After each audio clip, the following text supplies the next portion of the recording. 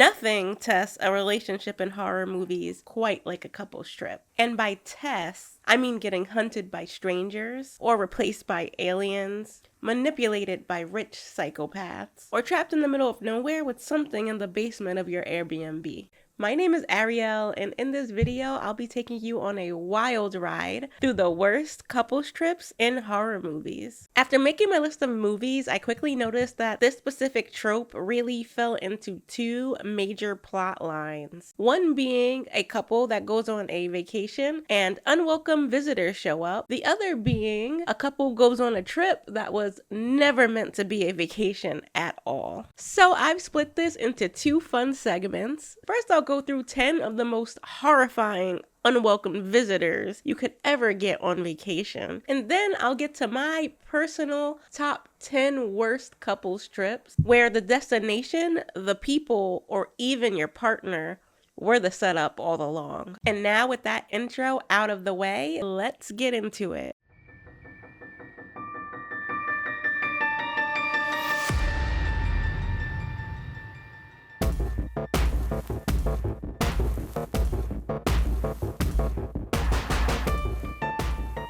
A couples trip is best enjoyed when it's only two, but sometimes someone or something shows up. It makes things a little crowded. In my first pick, we have a couple that may be sharing more than just an Airbnb with two attractive strangers. Bone Lake is an erotic thriller that follows Sage and Diego, a couple trying to reconnect during a romantic weekend getaway at a secluded lakeside rental. Their trip immediately takes an awkward turn when they discover the house has been double booked by another couple, the flirtatious and overly friendly Will and Sin. Deciding to share the property for the weekend, the four spend their days drinking, swimming, and exchanging increasingly invasive personal details. As the trip continues, Will and Sin begin driving wedges between Sage and Diego through various manipulation tactics, including theft, sexual advances, and cheating accusations. Sage eventually realizes the pair are intentionally trying to turn them against each other, and when she and Diego attempt to leave, they discover their car has been sabotaged. After the failed escape attempt, Sage and Diego are captured and learn the truth. Will and Sin are actually incestuous siblings that murdered their wealthy family after they discovered their relationship. They have been renting out their family estate to couples and psychologically tormenting them and testing their relationship before killing them. This felt like a sexy 90s thriller until the end, so I was pretty much at the edge of my seat until the slasherish style ending that felt surprisingly underwhelming to me. The incest thing just felt really cheap in this one, and although it is a taboo subject, it's a widely used enough trope for there to be good examples of integrating it into a story without it feeling like it's just for pure shock value. Overall, it just felt like a movie I've watched before. But I suggest checking it out. Even if you're slightly disappointed, you won't ever feel bored. Cheating and serial killers are often used together for added drama, like paranoia, divided loyalties, or to have a character act completely irrational just to hide their affair. But while Bone Lake turns the other couple into the problem, The Rental reminds you there might be someone else watching too. The Rental is a slasher horror thriller that follows two couples, Charlie and Michelle, and Charlie's brother Josh and his girlfriend Mina, as they rent a remote coastal house for a weekend getaway. Tensions are already simmering beneath the surface, and after a night of partying, Charlie and Mina secretly hook up behind their partners' backs. The next morning, Mina discovers a hidden camera inside the shower, and the group immediately suspects the creepy property caretaker, Taylor, of spying on them. But Charlie refuses to involve the police because exposing the footage would also expose the affair. After Josh and Mina's dog goes missing, the paranoia and arguments escalate, and Josh violently attacks Taylor during a confrontation, only for the group to later discover him dead inside the house. Believing Josh accidentally killed him, they panic and attempt to cover up the death instead of calling authorities. What they don't realize is the camera never belonged to Taylor, and someone else has been secretly watching them the entire time through surveillance equipment that has been set up around the property. The couples are then stalked and murdered one by an unknown masked serial killer. This happens to be one of the movies that Bone Lake reminded me of. The Airbnb, the cheating, the serial killer, the surveillance cameras. The only thing missing is the incest, really. Like, if I were to triple feature it, I would probably do this one, Bone Lake, and Cruel Intentions. Actually, for fun, let me know what your Bone Lake triple feature picks would be in the comments. I found this one to suffer the opposite problem of Bone Lake. The entire cheating subplot and I Know What You Did Last Summer-esque turn were not particularly interesting. I never actually felt that edge of your seat feeling until the final act when the killer finally shows up. Also, the dog is okay. Director Dave Franco mentioned that keeping the dog alive was a deliberate choice to provide the audience with a small win after the film's tragic events. Tragic endings are a common trope found in vacation horror movies. The fear is supposed to be rooted in something that should be fun or relaxing becoming dangerous and deadly. And few movies have an ending more memorable than the next one. Cheating, hidden cameras, and serial killers are bad enough, but Eden Lake strips all of that away and replaces it with something way more realistic. Eden Lake is a survival horror thriller that follows Ginny and Steve, a couple taking a romantic weekend trip to a remote lake in the English countryside. Their peaceful getaway quickly turns hostile after they cross paths with a gang of aggressive local teenagers led by the violent and manipulative Brett. What begins as loud music, harassment, and petty vandalism soon escalates after the teens steal the couple's car and belongings, leaving them stranded in the woods. When Steve confronts the group, the situation spirals into brutal violence, leading to a deadly accident that pushes the gang even further out of control. Brett forces the younger kids to participate in the torture of Steve, filming the attacks to ensure everyone is implicated. During this, Ginny is desperately trying to escape and get help, leading to the gang hunting her through the forest and turning on each other as the panic and violence escalate. After surviving the woods and finally making it back to civilization, Ginny believes she's safe, until she realizes the helpful adults are the parents of the teenagers who attacked them. And instead of helping her, they decide to protect their children, violently turning on Ginny while Brett destroys the video evidence of the gang's crimes. This one is a must-watch, especially if you're into survival horror or just really bad vibes. I mean, this movie really has a feel-bad ending. It's up there with the likes of Funny Games and The Mist. Actually, the entire thing is just bad vibes. These are not necessarily unlikable people, so it does just make the torture, the violence, and the tragedy of it all hit extra hard. Just knowing this evil little shit one is still pissing me off. And yes, that is Jack O'Connell, and yes, he can play a hell of a horror movie antagonist. After reliving the bleakness of Eden Lake, I desperately need a change of pace. And luckily, the next pick proves couples' vacations can still be dysfunctional, violent, and insane, just in a slightly more fun way. Eden Lake is what happens when violent strangers ruin your trip. The trip asks a much more important question. What if the couples themselves are the violent ones? The Trip is a Norwegian action horror comedy that follows Lars and Lisa, a deeply unhappy married couple who head to a remote cabin for a weekend getaway while secretly planning to kill each other. Lars enlists the help of his friend Victor to murder Lisa for her life insurance money, while Lisa has her own plans to get rid of Lars first. What starts as a toxic relationship turned murder plot quickly spirals out of control when their violent confrontation is interrupted by 3 escaped criminals hiding inside the cabin walls. The fugitives take the couple hostage, forcing Lars and Lisa to temporarily work together to survive. As the night descends into absolute chaos involving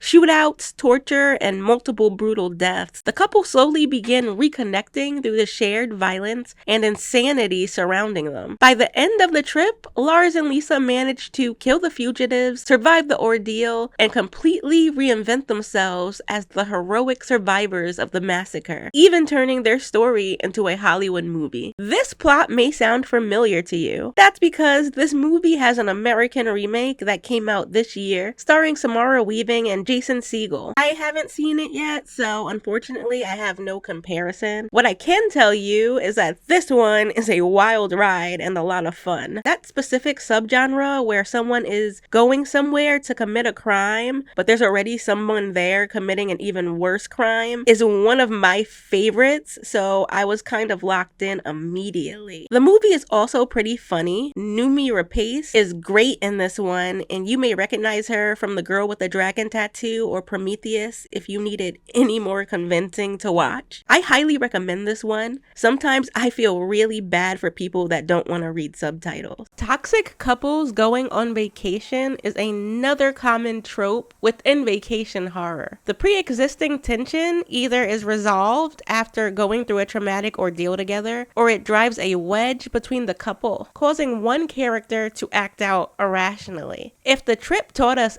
anything, it's that terrible people sometimes win, and Infinity Pool is full of terrible people. Infinity Pool is a sci-fi horror that follows struggling novelist James Foster and his wife Em as they vacation at an exclusive luxury resort in the fictional country of Litoka. Their marriage is already strained when they meet the seductive and manipulative Gabby and her husband Alban, who convince the couple to break resort rules and venture outside the tourist area. On the drive back, James accidentally kills a local man with his car. James is arrested and learns the country has a disturbing justice system for wealthy foreigners. Instead of being executed for their crimes, they can pay to have an exact clone of themselves created and killed in their place. After watching his duplicate brutally murdered by the victim's son, James becomes increasingly detached from reality and fascinated by the experience. While Em is horrified and wants to leave, James stays behind and falls deeper into Gabby's disturbing social circle. The group spends their vacation committing violent crimes, abusing locals, taking drugs, and repeatedly paying to watch clone versions of themselves die. As Jamie spirals further into the group's manipulation and depravity, he learns Gabby intentionally targeted him from the start and was never interested in him romantically at all. She was just a bored, sadistic rich woman toying with him for her personal amusement. This one is a masterpiece. I mean, if I took all 20 movies on this list, this would probably end up in my top 5. I found the psychological elements way more sick and twisted than the actual violence. The movie was directed by Brandon Cronenberg, but expected to be milder on the body horror. It stars some familiar faces, but Mia Goth is the star of this movie. Her unhinged character performances are unmatched. I could ramble for 20 minutes about how great this one is, but instead I will say, if you haven't watched this yet and you like artistic horror, this is a strong recommend from me. Horror loves using doubles and clones to explore identity and paranoia, and Infinity Pool is definitely a unique story within this genre. The next movie takes a more traditional approach to the sci-fi horror trope. Infinity Pool may focus on self-destruction, but Significant Other focuses on replacement. Significant Other is a sci-fi wilderness survival-infused horror film that follows Ruth and Harry, a couple hiking through the Pacific Northwest while Harry plans to propose during the trip.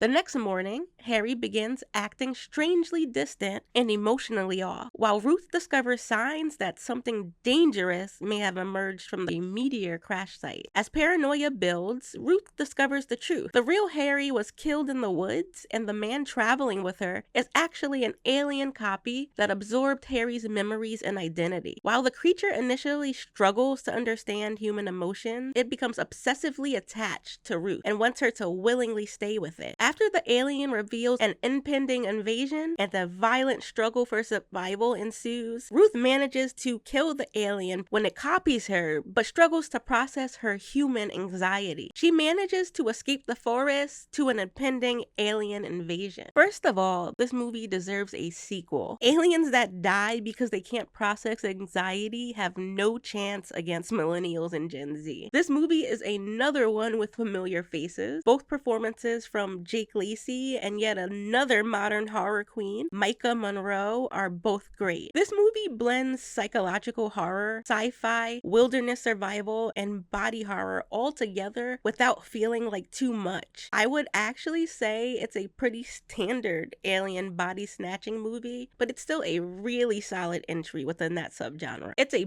bit of a snoozer, but I personally don't mind snoozers, so that isn't so much a deal breaker for me as it is a warning to anyone that wants an action-packed alien movie. Although this does have a fair amount of violence and body horror. Alien doubles work especially well in relationship horror because relationships are built on trust, familiarity, and intimacy. The horror comes from realizing the person beside you looks and sounds exactly the same, but something is fundamentally wrong underneath the surface. Significant Other uses alien horror to turn your partner into someone unrecognizable. The Beach House takes a much bigger approach. And starts changing everything around them. The Beach House is a cosmic body horror film centered on a college couple, Emily and Randall, who travel to his family's isolated beach house for a quiet romantic getaway. Their trip immediately becomes awkward when they discover an older couple, Mitch and Jane, already staying there after a booking mix-up. Deciding to share the house, the four spend the evening drinking, getting high, and bonding, while strange glowing organisms begin appearing across the beach and surrounding area. As the night progresses, an unnatural fog rolls in from the ocean, and everyone exposed to it begins experiencing disorientation, violent sickness, hallucinations, and horrifying physical symptoms. Jane rapidly deteriorates, while the ocean itself appears contaminated with strange parasitic organisms. The couple soon realize they are dealing with some kind of unknown biological or cosmic infection connected to ancient microbes released from the ocean due to climate change. As the infection spreads, the vacation spirals into a surreal apocalypse. Mitch drowns himself in the ocean, Jane becomes violently infected, and Randall slowly transforms after vomiting up squid-like organisms and losing control of himself entirely. Emily desperately tries to survive using scuba tanks to avoid breathing the contaminated air, but by the end of the film, she becomes stranded alone on the beach, hallucinating and succumbing to the infection as the ocean finally consumes her. Okay, so this one left a lingering, skin-crawling feeling for me. The body horror gives me the creeps. The foggy, cosmic atmosphere gives me the creeps. The infected give me the creeps. The basement scene at the end gives me the creeps. I found this movie unsettling in the best way possible. Another one I highly recommend. The overall plot feels like an afterthought, but the body horror, hair-raising visuals, and unsettling atmosphere is well worth looking past that. I mean, just writing this review is making my skin crawl. Cosmic horror and relationship horror pair together so well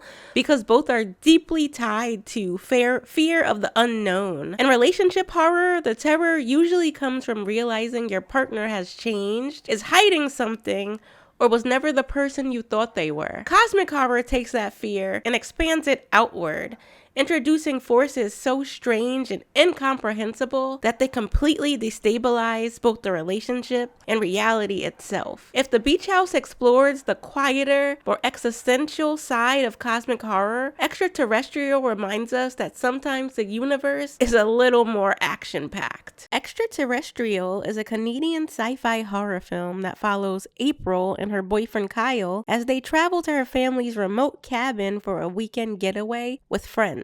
The trip quickly becomes tense after Kyle proposes to April and she rejects him, creating awkwardness within the group. Later that night, they witness something crash deep in the woods and discover a mysterious alien spacecraft surrounded by strange footprints. After encountering and accidentally shooting one of the aliens, the group learns they may have triggered something much bigger. A local family friend named Travis explains his theory that the US government has secretly secretly cooperated with extraterrestrials since the Roswell incident, allowing abductions to continue as long as humans never interfere. By injuring one of the creatures, the group has violated the arrangement, and now the aliens are hunting them down. As the night spirals into chaos, the friends are stalked and abducted one by one, while strange lights, telepathic manipulation, and terrifying encounters close in around the cabin. Some members of the group attempt to fight back, while others completely break psychologically under the pressure. Eventually,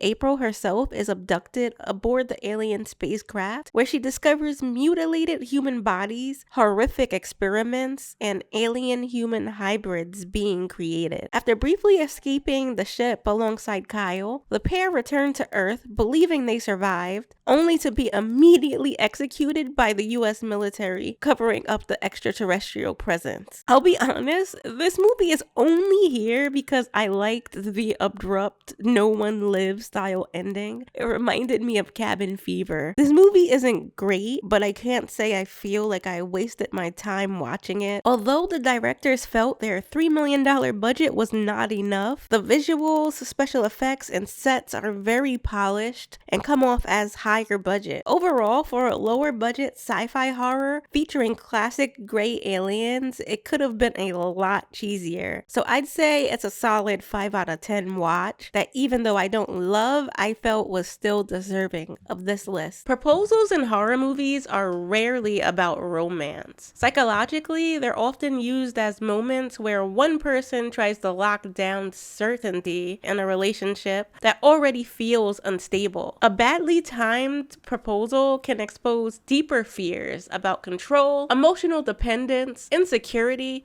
or the pressure to force a relationship into its next stage before it naturally gets there. And a rejected proposal immediately shifts the emotional balance between the couple, creating resentment, embarrassment, emotional distance, or desperation. So once the danger starts, the couple is no longer functioning as a stable team. Extraterrestrial may prove the woods are terrifying when aliens show up, but Backcountry reminds us sometimes the scariest thing lurking in the woods is something very real. Backcountry is a survival horror film that follows Jen and her boyfriend Alex as they leave the city behind for a romantic camping trip deep in the Canadian wilderness. Confident that he knows the area from childhood memories, Alex ignores the park ranger's advice, refuses to take a map, and leads Jen off the marked trails in search of a remote lake he remembers. Tensions between the couple begin building almost immediately, especially after they encounter another camper named Brad, whose flirtation with Jen exposes Alex's insecurity and jealousy. As the couple ventures further into the woods, warning signs begin piling up. Alex discovers massive bear tracks and a half-eaten animal carcass, but hides the information from Jen to avoid looking weak. When they realize they are hopelessly lost, Jen panics and learns Alex secretly removed her cell phone from her backpack before the trip because he wanted them to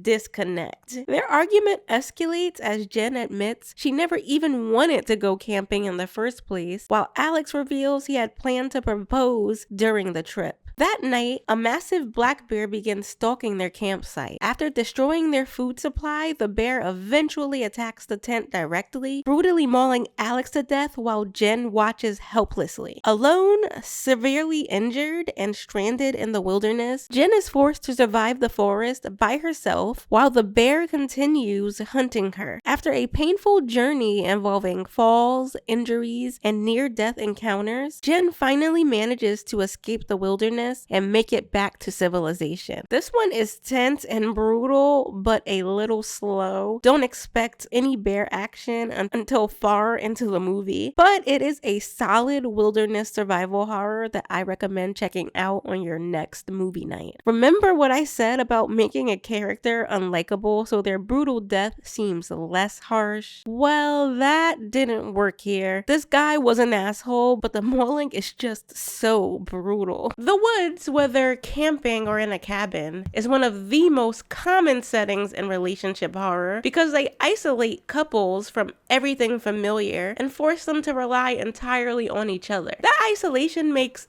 every existing crack in the relationship feel bigger. Miscommunication, jealousy, distrust, and emotional distance become impossible to ignore once the couple is cut off from the outside world. There's no city noise, no distractions, no easy escape, just the relationship and whatever might be waiting out there with them. In Backcountry, nature is brutal, but in The Evil Dead, nature is possessed. The Evil Dead is a supernatural horror film that follows 5 friends who travel to a remote cabin in the woods for a vacation. While exploring the cabin, they discover an ancient book known as the Necronomicon and accidentally unleash demonic forces after playing a mysterious audio recording aloud. Soon after, one of the group members becomes possessed and the evil presence begins spreading from person to person. As the night descends into chaos, the friends are violently attacked, possessed, and psychologically tormented by the demonic entities surrounding the cabin. With no way to escape the isolated woods, Ash is forced to fight off his own possessed friends one by one and kill his girlfriend while trying to survive until morning. This